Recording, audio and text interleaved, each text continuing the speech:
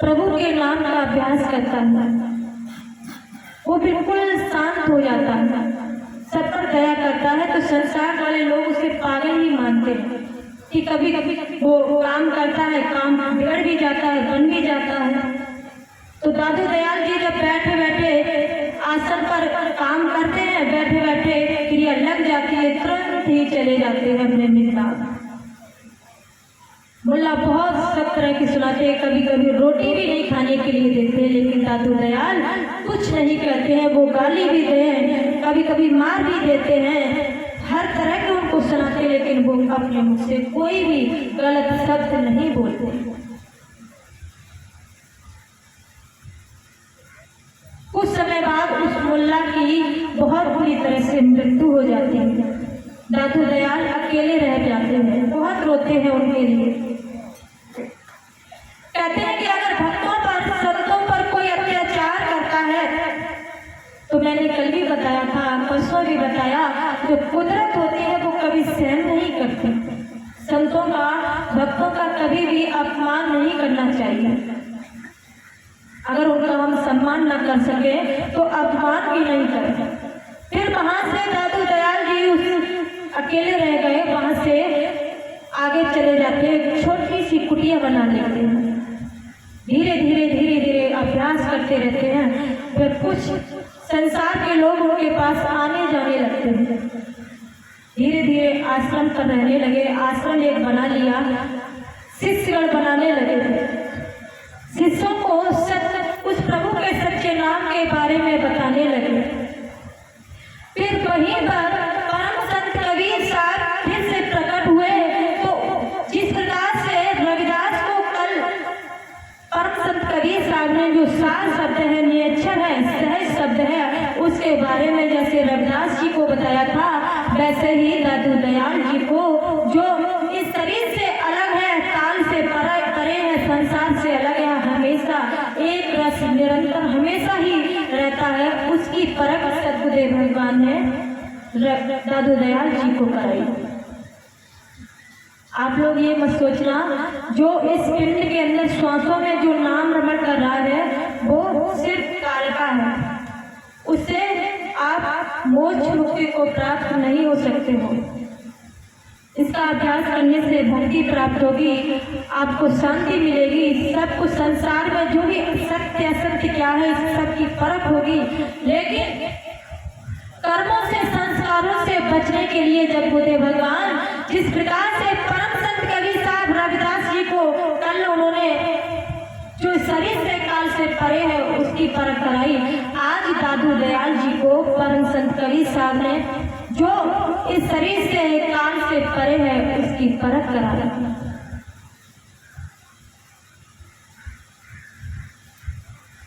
इस नाम का अभ्यास करने से अगर मनुष्य हमेशा निरंतर उसमें सुर्खी को लगाए रखे, तो किसी भी कार्य को वो कर रहा है, किसी भी कार्य को अच्छा या बुरा, तो उसका कोई कर्म संस्कार नहीं बनता है।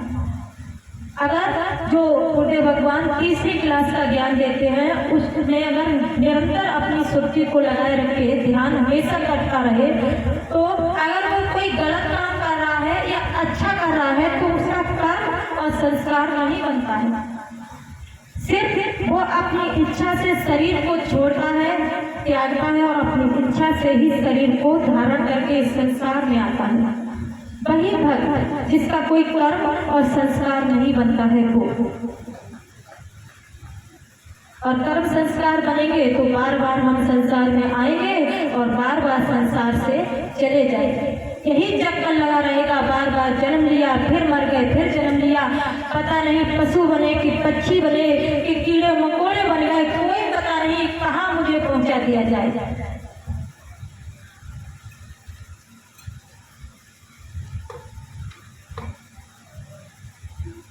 इसलिए मेरे भक्त बंधु, दादू दयाल जी अपने शिष्यों के साथ आश्रम पर सत्य का प्रचार करने लगे। एक दिन क्या होता है, जब कहते हैं कि जब किसी चीज की चर्चा हो तो लोग वहां आते ही। एक दिन क्या हुआ, गुरुदेव भगवान जो दादू दयाल जी अपने गेट से बाहर जो पार्क था उसमें टहल रहे थे आश्रम पर ही। टहल रहे थे तो दो व्यक्ति आए दादू दयाल जी से मिलने। कभी देखा नहीं था उनको, पहली बार मिलने के लिए आए। उनका जो चर्चा थी, यश था, कीर्त को देख करके भी इतनी चर्चा हो रही है, शायद कोई तो अच्छे ही संत होंगे। ये सुनकर के दादू दयाल जी के पास दो व्यक्ति गए। दादू दयाल जी चल रहे थे, उनके पास पहुंचे। भैया महाराज जी कहाँ मिलेंगे? दादू दयाल जी ने कहा क्या करोगे उनका? वो तो ऐसा ही आदमी है, उससे मिलना बेकार है। कि नहीं, वो महाराज जी है, गुरु जी है, उनके बारे में ऐसा नहीं बोलते हैं, वो कहाँ मिलेंगे? बोले उससे नहीं मिलो तभी ठीक है, बेकार आदमी है, अच्छा नहीं है। भक्तों को झूठी बातें बता बताकर उलझाए रहता है, बेकार है, उससे मिलना ठीक नहीं। ये बात सुनकर के दोनों जो व्यक्ति थे, दोनों ने ही दादू दयाल जी के गालों में 4-5 चांटे लगा दी। क्यों? वो एक संत के बारे में गलत बोल रहे थे, ऐसा उन्होंने सोचा। गालों पर 4-5 चांटे लगा करके अंदर चले गए। ऐसा मूर्ख आदमी है, बताओ, सदगुरु के बारे में ऐसा बोल रहा है। अंदर गए और लोगों से पूछा, भैया जो महाराज जी है वो कहाँ मिलेंगे? बोले इधर चले जाओ, वो अपनी कक्ष में बैठे हुए। अंदर गए तो काफी भक्त बैठे हुए थे और जिसके उन्होंने 4-5 जो झापड़ थे, चांटे लगाए थे, वो भी वहीं सिंहासन पर बैठे हुए। जो लोग बैठे हुए थे उनसे पूछा, भैया महाराज जी कहाँ मिलेंगे? बोले बैठे कहाँ है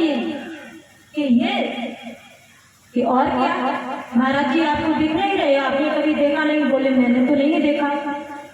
कि यही महाराज जी हैं जो सिंहासन पर बैठे हुए हैं, यही महाराज जी, यही सदगुरु हैं। ये शब्द सुन करके दोनों व्यक्ति इतनी तेजी से किलकारी मार कर चिल्लाने लगे, रोने लगे, दौड़ करके सर्वदेव भगवान के चरणों में गिर गए। प्रभु मुझे माफ कर दीजिए, मैंने भूल से आपके जो चांटे लगाए, मुझे नहीं पता था कि आप ही सदगुरु हो। आपने गलत बोला, इसलिए मैंने सहन नहीं कर पाया कि आप एक सदगुरु के बारे में ऐसा बोल रहे हो, आप मुझे क्षमा कर दो। दादू दयाल जी ने खड़े होकर दोनों भक्तों को उठाया, बेटा कोई बात नहीं, आपने गलत नहीं किया। जो कुम्हार होता है, घड़े को बनाता है, कोई अगर घड़े को लेता है, मटका को, तो उसे जो घड़ा होता है उसको बजाकर ही ठोक कर ही लेता है, ये कच्चा है या पका है। अगर कच्चा होता है तो वो जल्दी फूट जाएगा, पका होगा तो वो ठीक से चलेगा।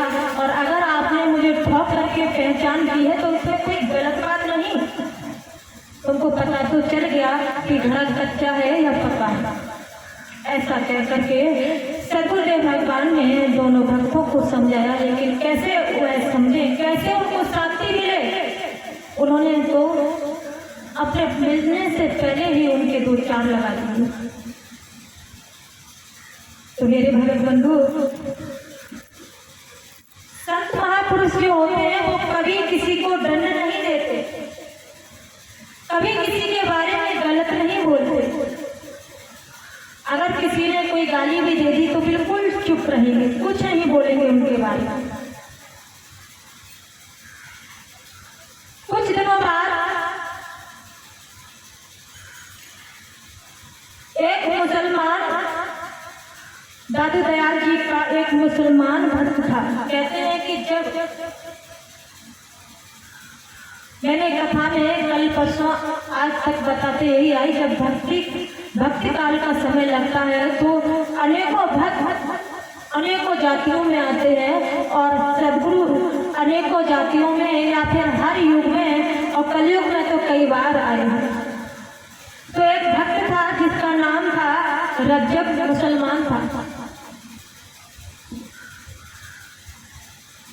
उसका किसी लड़की से प्रेम था और प्रेम विवाह उन दोनों का हो रहा था। बारात तैयार हो गई जाने के लिए, रज्जब घोड़े पर बैठा हुआ था, मुकुट बांधे हुए था। बारात बिल्कुल दरवाजे के पास पहुंच गई। दादू दयाल ने ये सोचा कि ये तो यहाँ भक्ति करने के लिए आया है और कहाँ शादी में उलझा जा रहा है, इसलिए दौड़ करके वहां स्वयं चल करके गए। वहां जाते ही रज्जब को देख करके दादू दयाल जी कहने लगते हैं कि रज्जब तूने गजब किया, सिर पर बांधा मोर, आया था हरि भजन को, करे नरक में छोड़, क्या कर रहा है। ये शब्द सुनकर तुरंत ही नीचे उतर जाता। जो दूल्हा था घोड़ी पर बैठा हुआ था, तुरंत ही घोड़ी से उतर करके नीचे खड़ा हो गया। सदगुरु के आंखों का इशारा देख करके अपने सिर के मुकुट को उतार कर फेंक दिया, बुद्ध भगवान के चरणों में गिर गया। सिर्फ आंखों का ही इशारा था। आंखों में रज्जब का सदगुरु का इशारा आंखों में हुआ, घोड़ी से उतर गए, उतर करके मुकुट को हटा दिया। प्रेम विवाह था, प्रेम विवाह होगा वो शायद मुश्किल ही मानेगा रिश्ता। किसी से, लड़की से या लड़के से एक दूसरे का प्रेम हो जाता है, वो एक दूसरे के बिना रह नहीं पाते। जैसे ही सदगुरु की आंखों में इशारा देखा, रज्जब ने मुकुट को उतार दिया। लड़की के पक्ष से सभी लोग आ गए और ये बच्चे तो सभी थे। बहुत समझाया, बेटा ये तुम गलत कह रहे हो, वैसे तो हम लोग राजी नहीं थे, तुमने बार बार मुझसे कहा मेरी शादी करा दो उससे, मैं शादी करूंगी, मैं उससे प्रेम करता हूँ। ना ही लड़की वाले पसंद थे, ना ही लड़के वाले पसंद थे, दोनों की मर्जी थी और दोनों की इच्छा के अनुसार ही विवाह हो रहा था। बेटा मैं तो मना कर रहा था तुमने शादी, फिर भी की, मैं तुम्हारे हिसाब से चला, अब तुम मुकुट को फेंक रहे हो। जो तुम्हारी प्रेम का थी उससे तुम अब प्रेम नहीं करते क्या। वह कहने लगे अब मुझे कुछ नहीं सुहाता, बस मैं जिस कार्य के लिए आया हूँ मैं वही कार्य करूंगा। एक इशारे से ही वो सारे संसार की सुख शांति, जो भी नकली सुख शांति थी, उसको छोड़ करके सदगुरु के चरणों में चला गया। तो जरा सी भी पिछली कोई भी भक्ति हमारी होगी, ज्यादा नहीं, बिल्कुल थोड़ी हो, कम से कम हो, बस उसी भक्ति के कारण एक जन्म की नहीं, जन्म जन्मांतर से जब भी मैंने कोई भी भक्ति की होगी, इस जन्म में नहीं, अगले कई जन्म जो मैंने भक्ति की होगी, अगर मैंने अच्छा काम किया होगा, अच्छी भक्ति की होगी, तो मुझे जरूर वो सदगुरु मिलेंगे। आप लोगों ने जो भक्ति की है, अगले जन्म में उसी के कारण आज सदगुरु भगवान आपको मिले। और आज जो आप भक्ति कर रहे हो सकता है प्रभु की आप पर कृपा हो जाए, जो फिर से आपको ऐसे सदगुरु भगवान फिर से इस ज्ञान की गंगा में स्नान कराना। दादा दयाल जी ने रज्जब को, जो मुसलमान था, देखो भक्त चाहे वैसे मुसलमान भाइयों में बहुत कम जो लोग होते हैं वो देवी देवताओं को मानते नहीं, अपने सिर्फ अल्लाह को मानते हैं। लेकिन ऐसे ही कबीर साहब की, मैंने शायद पहले दिन ये बात कथा सुनाई थी कबीर साहब की। एक कबीर साहब के मुसलमान भाइयों में बहुत से भक्त हुए, बहुत से भक्तों को उन्होंने सतलोक ले जा करके सत्य पुरुष का दर्शन कराया।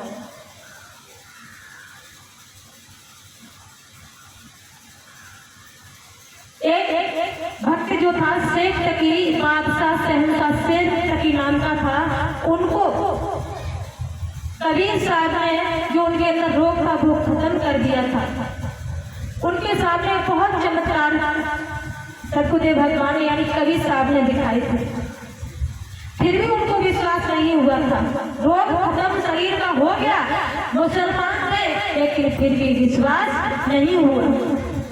लोग ये कहने लगे थे कि तुम शेख तकी से कहने लगे कि महाराज ये आदमी बहुत बेकार है, लोगों को उलझाए हुए है, स्वयं को परमात्मा ईश्वर बताता है, ये फकीर है, ढोंगी मारता है। शेख तकी ने कबीर साहब से पूछा, आप ये बताओ ये लोग आपसे कह रहे कि आप स्वयं को परमात्मा मानते हो, स्वयं को ईश्वर मान रहे हो, क्या ये बात ठीक है? शेख तकी ने जब ये शब्द कहे तो कबीर साहब कहने लगे, ठीक, मैं ये बात कहता हूँ, ये लोग भी ठीक कह रहे हैं। तो शेख तकी ने क्या किया था, मेरी तरफ ध्यान दो।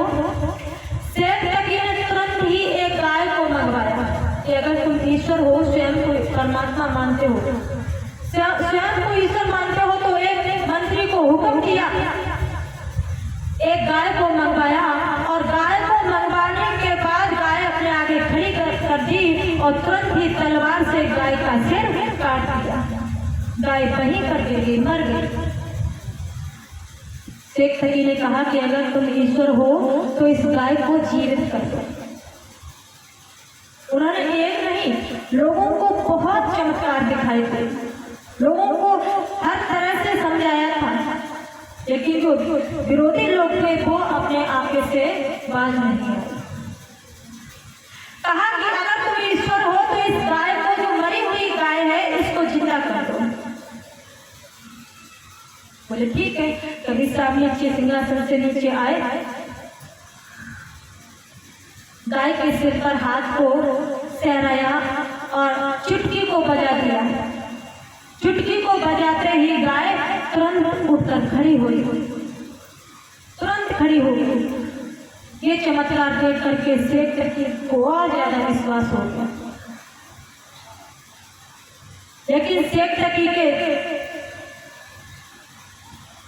गुरुजी थे, वो बहुत घृणा करते थे कबीर साहब से। कहते, देखो अगर कोई महात्मा हो या कोई भक्त हो या कोई अच्छा खाता हो, अच्छा पीता हो, तो इंसान को इंसान से बहुत जलन हो जाती है, एक दूसरे से जले मरते हैं।